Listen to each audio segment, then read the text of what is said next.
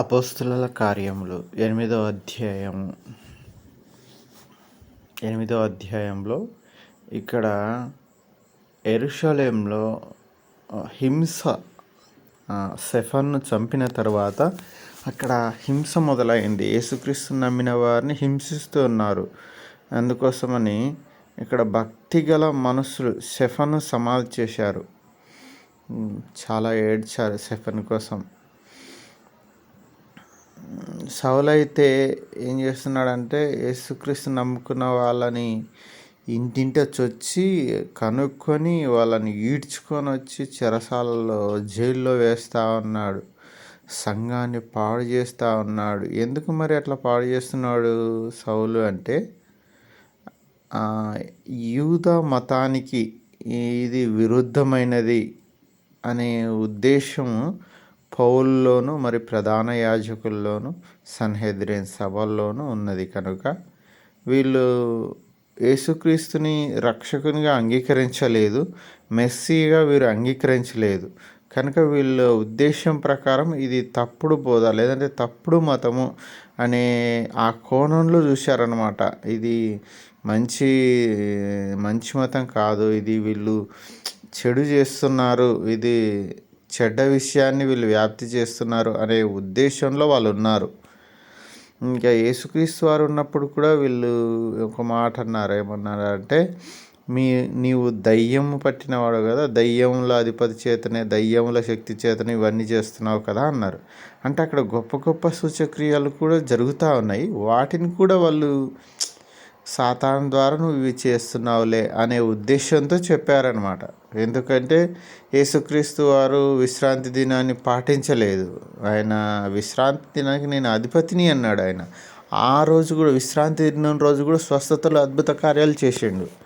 ఆ ఉద్దేశంతో వీళ్ళు ఏం చేసినారంటే యేసుక్రీస్తుని తిరస్కరించారు.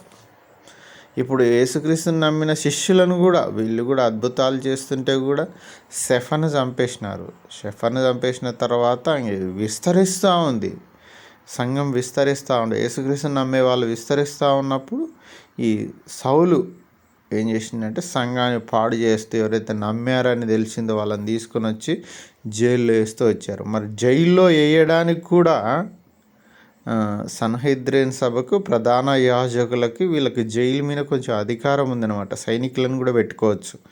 కానీ వీళ్ళది రాజ్యం కాదు, వీళ్ళు మళ్ళీ రోమియులది సామ్రాజ్యం. రోమియుల సామ్రాజ్యంలో వీళ్ళున్నారు.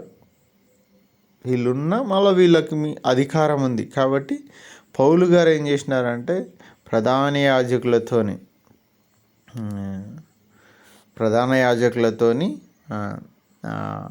ఏది మామూలుగా అధికారం తీసుకున్నాడు అనమాట.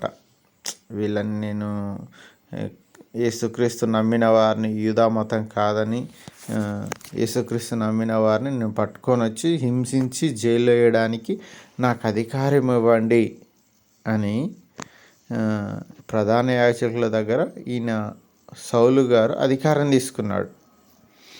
అయితే అక్కడ ఉన్న విశ్వాసులు ఏమైనారంటే చెదిరిపోయినారు. అక్కడ నుంచి ఇట్లా పట్టుకొని జైలు వేసి కొడుతున్నారని వాళ్ళు ఫిలిప్పుకు మరియు సమరయ పట్టణాలకు ఫిలిప్పు వెళ్ళిపోయినాడు. చాలామంది సమరయకి, యూదయకి, ఇంకా కొన్ని ప్రదేశాలకు వీళ్ళు వెళ్ళిపోయారనమాట. అక్కడ ఫిలిప్పు అయితే సమరయ పట్టణానికి వెళ్ళిపోయినాడు. సమరయలు అంటే మనకు తెలుసు కదా ఆల్రెడీ, ఎవరు యూదులు మరియు అన్యజాతీయులు కలిసి పెళ్లి చేసుకున్న జాతిని సమరయులు అంటారు అన్నమాట. ఈ సమరయ ప్రాంతం యూదా తర్వాత సమరయ వస్తుంది, సమరయ తర్వాత గలిలయ వస్తుంది అన్నమాట, ఈ ప్రాంతం అన్నమాట. నెక్స్ట్ మనం ఏం చేస్తున్నాం, నాకు ఇక్కడ ఫిలిప్పు సమరయ ప్రాంతంలో ఉన్నప్పుడు ఒక వ్యక్తిని మనం ఇక్కడ చూస్తూ ఉన్నాము. ఆ వ్యక్తి పేరు ఏం పేరు అంటే గారడి సీమోన్ అనే వ్యక్తిని చూస్తూ ఉన్నాం అన్నమాట. ఈ గారడి సీమోన్ కూడా ఏంటిది, ఈ ఫిలిప్పు గారు ఏం చేసినారంటే ఈయన ఎన్నో సూచక్రియలు చేసినాడు, అద్భుత కార్యాలు చేస్తూ ఉన్నప్పుడు అక్కడ అందరూ మానవ మనస్సు పొందుతూ ఉన్నారు. అనేకులు సాతానులు వెళ్ళగొట్టబడుతున్నారు. వాళ్ళు అపవిత్రాత్మలు పెద్ద కేకలు వేసి వదిలిపోతూ ఉన్నాయి. పక్షవాయువు గల వారు, కుంటివారు అనేకులు స్వస్థత పొందుతున్నారు. పట్టణం అంతా సంతోషంగా ఉంది. అయితే సీమోను ఒక మనుష్యుడు లోగడ ఆ పట్టణంలో గారడి చేయొచ్చు. గారడి ఏంటిదంటే గారడి విద్యలు అంటే మాయలు, మంత్రాలు అలాంటివి. తానెవడో గొప్పవాడని చెప్పుకొనుచు సమరయ జనులను విభ్రాంతిపరచుచుండెను. నేనే గొప్పని, ఇక నేను ఇన్ని మాయలు చేస్తా, ఇన్ని మంత్రాలు చేస్తా, నాకు మించిన వాడు లేడని గొప్పని నేను అన్నట్టు చెప్పుకుంటున్నారు. కానీ వీడు చేయలేని కార్యాలు ఫిలిప్పు ద్వారా ఆ ప్రాంతంలో జరుగుతూ ఉన్నాయి.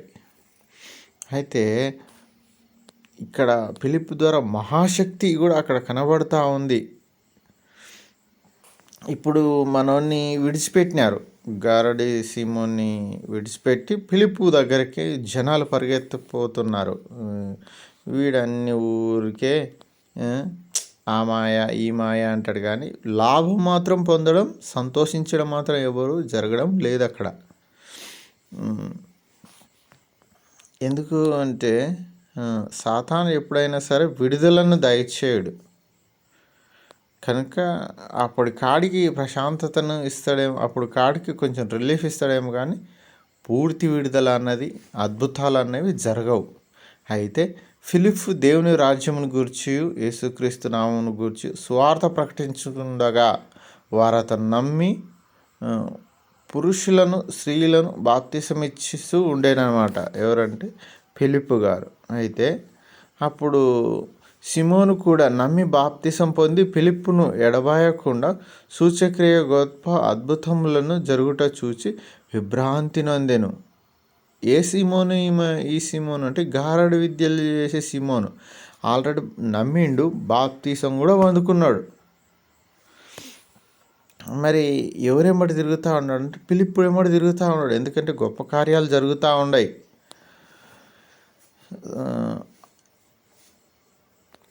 కానీ వీళ్ళు బాప్తిసం తీసుకున్నారు, ఇవన్నీ జరిగినాయి కానీ ఫిలిప్పు ద్వారా. కానీ పరిశుద్ధాత్మ పరిశుద్ధాత్మ వీళ్ళలోకి రాలేదు. అయితే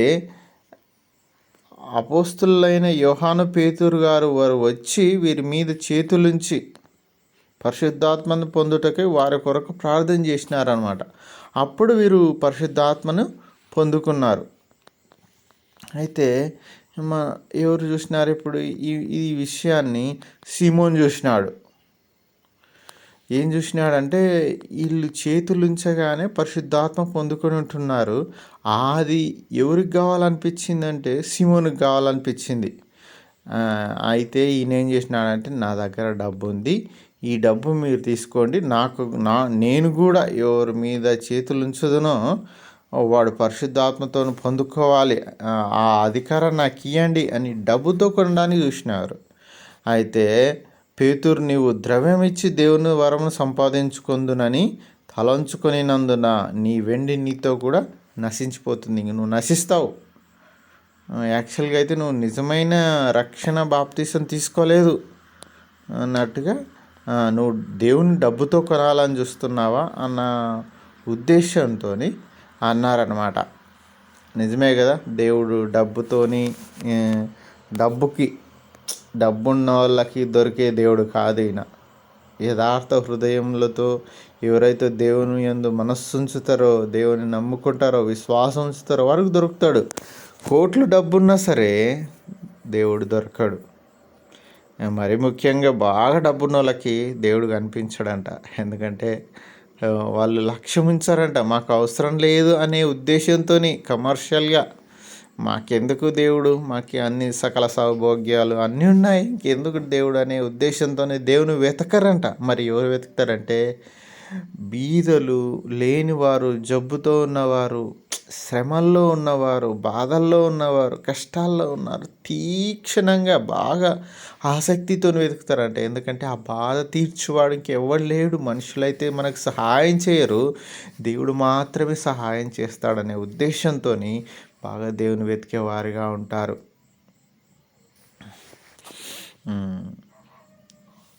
అయితే ఇక్కడ సీ సీమోన్తో అన్నారనమాట, నీ చెడుతనం మారు మనసు నుండి ప్రభువును వేడుకొను, ఒకవేళ నీ హృదయాలోచన క్షమించబడవచ్చును. ఇప్పుడు కూడా చెప్పినారనమాట, నీ హృదయంలో డబ్బుతో నేను కొనేస్తాను అని అనుకుంటున్నావేమో, కానీ ఈ కార్యంలో నీకు పాలు పంపులు లేవు. నువ్వు అట్లా ఆలోచన చేసినందుకు డబ్బుతో దేవుని కొనలేరు. భక్తిని డబ్బు ద్వారా సంపాదించలేరు, క్లాసులు పెట్టుకొని సంపాదించలేరు భక్తిని. కానీ విశ్వాసం ఉంచడం ద్వారా సంపాదించుకోవచ్చు. దేవుణ్ణి ప్రేమపూర్వకంగా తెలుసుకోవడం ద్వారా దేవుణ్ణి తెలుసుకోవచ్చు. ఆయనలో విశ్వాసం పెంపొందించుకోవచ్చు. అయితే ఈయనలో నీవు దుష్టత్వములో దుర్నీతి బంధకంలో ఉన్నట్టు నాకు కనబడుచున్నదని ఈయన గురించి చెప్పినారనమాట. అయితే సీమోన్ ఏం చేసినాడంటే, ఏది నా మీదికి రాకుండా నా కోసం ప్రార్థన చేయండి అన్న వేడుకున్నాడు. వాళ్ళని ప్రార్థన చేయండి అన్నట్టుగా ఎవరిని, సీమోని పేతురుని కానీ వేడుకున్నాడు, నాకు ఆ నాశనం రాకుండా నా కోసం ప్రార్థన చేయండి అని. అయితే సరే, ఆయన గురించి వేడుకున్న తర్వాత వీళ్ళు మళ్ళీ యెరూషలేములోకి తిరిగి వచ్చారు. అనేక గ్రామాల్లో సువార్త ప్రకటించబడింది. ప్రభువు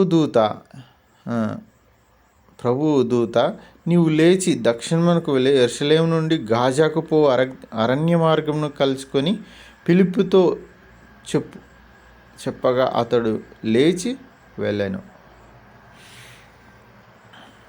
ఇక్కడ మనం ఇంకో విషయాన్ని కూడా చూస్తూ ఉన్నాం. ఇంకో వ్యక్తి, ఇక్కడ ఫిలిప్ అనే వ్యక్తి ఉన్నాడు అనమాట. ఫిలిప్ అనే వ్యక్తి ఆల్రెడీ ఉన్నాడు. ఫస్ట్లో సమరయ ప్రాంతానికి సువార్త ప్రకటించింది ఆయన్నే, బాప్తిసం ఇచ్చింది ఆయన్నే. అయితే ఈ ఫిలిప్తోని పరిశుద్ధాత్మ దేవుని దూత, నీవు లేచి దక్షిణ దిశలో బయలుదేరాలి. అక్కడ ఎవరు వస్తున్నారు? ఐథియోపియుల రాణి అయిన ఇథియోపియా. ఇది యాక్చువల్గా ఇథియోపియా ఇక్కడ ఇది దాదాపు ఒక 2000 కిలోమీటర్లు ఉంటుంది. ఇది ఆఫ్రికా ఖండంలో ఒక ప్రాంతం ఇథియోపియా. ఇక్కడ నుంచి ఒక వ్యక్తి నమ్మిన యేసుక్రీస్తు అంటే పాత నిబంధన గ్రంథంలో ఉన్న యెహోవా దేవుని, యెరూషలేముని నమ్మకంతో ఆరాధించుటకు వస్తున్న ఒక వ్యక్తి అనమాట ఈయన. అయితే ఈయన గుర్రం మీద వెళ్తూ అక్కడ యెషయా గ్రంథాన్ని చదువుతూ ఉన్నాడు. యెషయా గ్రంథాన్ని చదువుతూ ఉన్నప్పుడు యెషయా గ్రంథం 53వ అధ్యాయము ఇక్కడ ఉంటుందన్నమాట. మౌనంగా ఉన్న గొర్రెపిల్ల, వదకు తేబడిన గొర్రెపిల్ల అని ఉంటే అది చదువుతూ ఉన్నాడు. కానీ ఇది అర్థం కాదు కదా, అర్థం కాలేదు. కనుక ఫిలిప్పుతోని దేవుని దూత వచ్చి చెప్పింది, నువ్వు లేచి అక్కడికి వెళ్ళు, అక్కడ వెళ్తున్నాడు ఒక మనిషి అన్నట్టుగా. అయితే ఈ నపుంసకుని దగ్గరికి ఐథియోపియా నపుంసకుని దగ్గరికి ఈయన వెళ్ళిపోయినాడు. ఎవరు? ఫిలిపు పరిగెత్తుకొని పోయి అతడు ప్రవక్త అయిన యెషయా గ్రంథము చదువుతుండగా, విని నీవు చదువుచున్నది గ్రహించుచున్నావా అని అడగగా, అతడు ఎవడైనాను నాకు త్రోచపోకుంటే ఎలా గ్రహింపగలనని రథమెక్కి ఆయనతో పాటు కూర్చుండమని ఫిలిప్పును వేడుకున్నాను. రాయ్యా, నాకు చెప్పుదురా యేసుక్రీస్తు వారి గురించి, అయితే నాకు బోధించే వారి గురించి రండి, చెప్పుదురండి అని యాక్చువల్గా రథం మీద కూర్చోబెట్టుకున్నాడు. అయితే యాక్చువల్గా అదే ఆ క్వశ్చన్ అడుగుతున్నప్పుడు ఈయన ఎక్కడున్నాడంటే రథంతో పాటు రన్నింగ్ చేస్తున్నాడేమో, రథంతో పాటు పరిగెత్తుతున్నాడేమో. అయితే ఆ చదువుతున్న భాగం, గొర్రె వలె వదకు తేబడిన బొచ్చు కత్తిరించు అని ఎదుట గొర్రెపిల్ల ఎలాగూ మౌనంగా ఉండేను, ఆయన నోరు తెరవకుండేను. అంటే ఈ శిక్ష అంతటి భరిస్తున్నా సరే నోరు తెరుస్తున్నా. అన్యాయ తీర్పు నొందెను, న్యాయ విమర్శలో ఆయనకు న్యాయం జరగలేదు, ఆయన జీవం భూమి మీద నుండి తీసివేయబడింది అని. ఇవన్నీ దీనిలో అర్థము. యెషయా గ్రంథం 53వ అధ్యాయము యెషయా గ్రంథాన్ని ఇక్కడ కొత్త నిబంధనలో యేసుక్రీస్తుని కంపేర్ చేస్తూ చెప్పినప్పుడు ఇప్పుడు ఎవరికి? నపుంసకునికి అర్థమైంది. ఏమని అర్థమైందంటే యేసుక్రీస్తు వారే ఇదంతా కదా, ఇక్కడ నెరవేరింది కదా అని నమ్మిండు. యేసుక్రీస్తుని గూర్చిన సువార్త ప్రకటించేసరికి ఎవరు? ఈ నపుంసకుడు నమ్మి వారు త్రోవలో వెళ్ళుచుండగా నీళ్ళు ఉన్న ఒక చోటికి వచ్చినప్పుడు నపుంసకుడు, ఇదిగో నీళ్లు, నాకు బాప్తిసం ఇచ్చుటకు ఆటంకమేమి అడిగి రథం నిలుపుమని ఆజ్ఞాపించిండు. అంతకుముందే యెహోవా దేవుని మీద ఆయనకు నమ్మకం ఉంది. అయితే ఈయన యేసుక్రీస్తుని తెలుసుకొని ఉన్నాడు. నిజంగా యెషయా గ్రంథము యేసుక్రీస్తుని సూచిస్తూ ఉంది. పాత నిబంధనలో ఉన్న వచనాలు యేసుక్రీస్తుని సూచిస్తూ ఉన్నాయి కనుక, అయితే నాకు ఇంకా ఆటంకమేమి?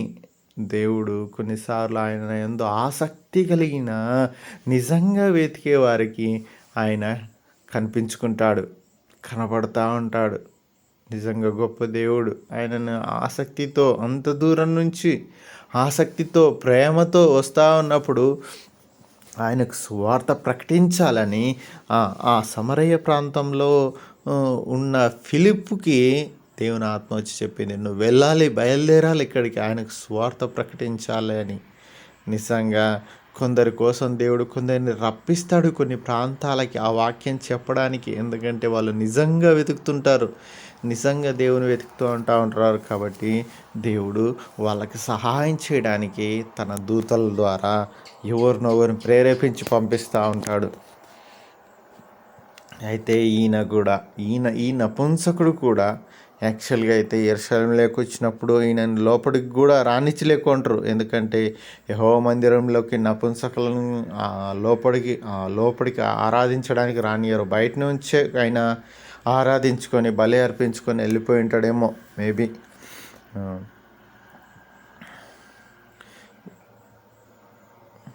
ఈయన ఏం విశ్వసించిండంటే, ఫిలిప్పు, నీవు పూర్ణ హృదయంతో విశ్వసించిన యెడల బాప్తిసం పొందవచ్చునని చెప్పాను. అతడు యేసుక్రీస్తు దేవుని కుమారుడని విశ్వసించుచున్నానని ఉత్తరం ఇచ్చాను.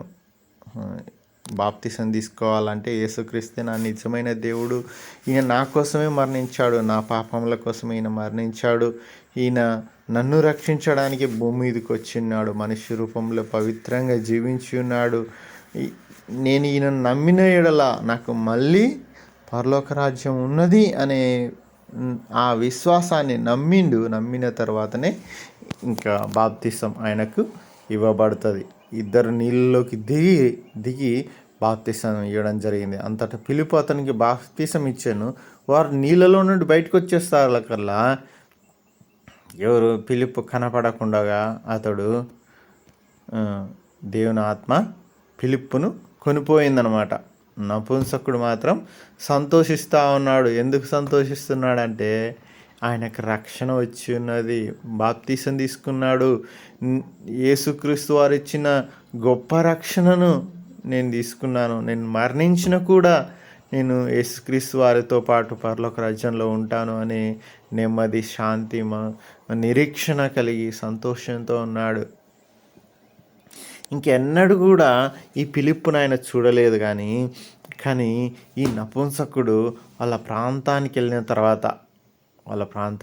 తర్వాత కూడా అక్కడ కూడా స్వార్థ ప్రకటించుంటాడు.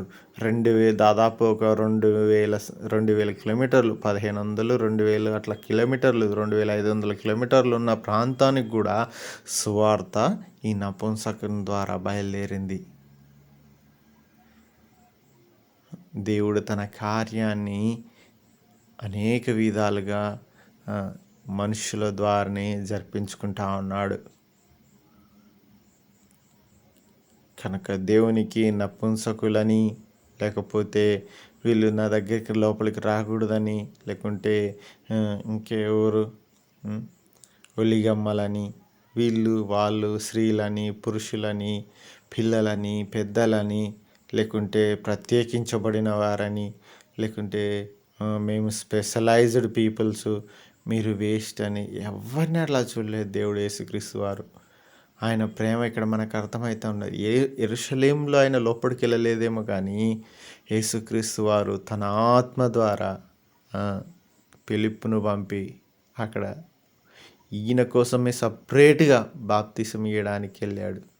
కనుక ఒక్క ఆత్మ కోసమే బయలుదేరి ఉన్నాడు. ఆశ గల వారి కోసం ఎంత దూరమైన, ఎంత కష్ట పరిస్థితులనైనా దేవుడు తన వారి కోసం కొందరిని పంపిస్తూ ఉంటాడు. దేవునికి వందనాలు. ఇక్కడ యేసుక్రీస్తు వారి యొక్క మనస్సు మనకు అర్థమవుతూ ఉంటుంది. ఆయన ఎవరిని తీసివేసేవాడు కాదు.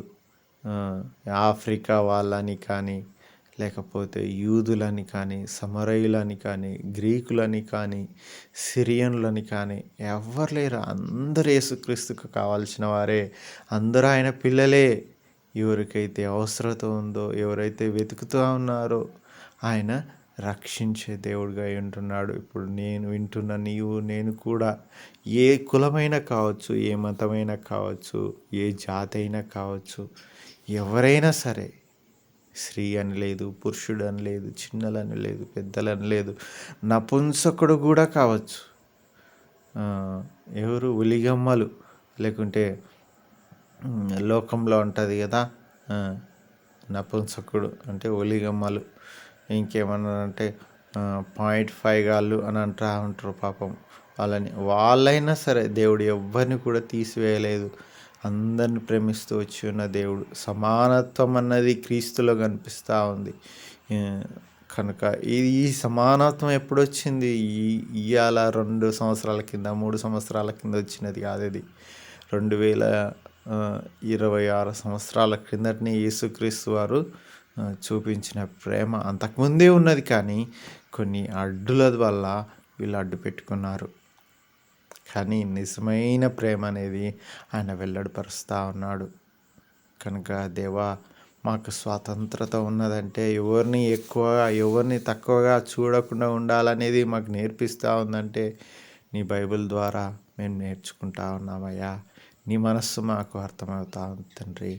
దేవా, అవునా తండ్రి, దేవయ్యా. ఇంకా మాలో ఎవరైనా గారడి విద్య వంటి సీమోను స్వభావం కలిగిన వాళ్ళు ఉన్న ప్రభా, ఉన్న తండ్రి దేవా, వాళ్ళని కూడా మార్చండి ప్రభా. ఒకవేళ బాప్తిసం తీసుకొని కూడా నీకు విరోధంగా ఉన్న అయ్యా ప్రభా, మమ్మల్ని క్షమించి దేవా, మమ్మల్ని మార్చండి తండ్రి దేవా. నాశనం మా మీదికి రాకుండా మాకు సహాయం దయచేయండి అయ్యా. అలాగే ప్రభా తండ్రి, నపుంసకులు వాళ్ళంటే తీసివేయడం కాదు, కానీ ప్రభా వారిని కూడా మీరు గౌరవించి ప్రభా ఉన్న తండ్రి దేవా, అవునా తండ్రి, సువార్త అందజేస్తున్నందుకు నీకు వందనాలు చెల్లిస్తూ దేవా, నీ మనస్సును బట్టి నీకే కృతజ్ఞత ఆస్తుతులు చెల్లిస్తూ రక్షకుడు, విమోచకుడు, పరిశుద్ధుడైన యేసుక్రీస్తు నామములో అడిగిన తండ్రి, ఆమేన్.